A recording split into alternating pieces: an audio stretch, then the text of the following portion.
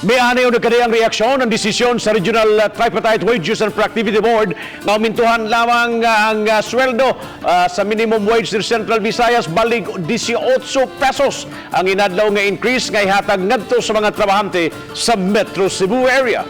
Ano ang report? Naabtan na mo ang grupo ni Aldrin nga doon ay gitrabaho daplin sa kalsada isip mason. Alang kanila, dili gyud kaigo ang kasamtangang sweldo nga ilang gidawat tungod sa kamahal sa palaliton karon. Mayon tag matuma na, boss. Kaya nga naman, sir. Para ang tao ba na makuha sa pagpanarbaho, ang benepisyo mo importante kun. Samtang si Eric, taod-taod nang nagtrabaho, isip pump attendant. Bisan og minimum ang iyang sweldo, dili gihapon maigo. Ilabi na nga doon na siya tulo ka mga anak. Di ba maigo ang tanong minimum karon?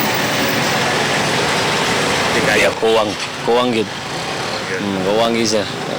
Mahal nga palaliton gud. Nanginaw sila nga mapatuman sa daling panahon ang giaprobahang aumento.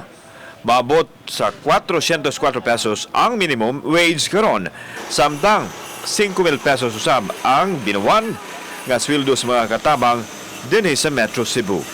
Apan gikinahanglan pa nga ipublikar ang wage order una pa kini mapatuman. Kauban si Godfrey Relian, ako si Alan Domingo, Balitang Bisdak.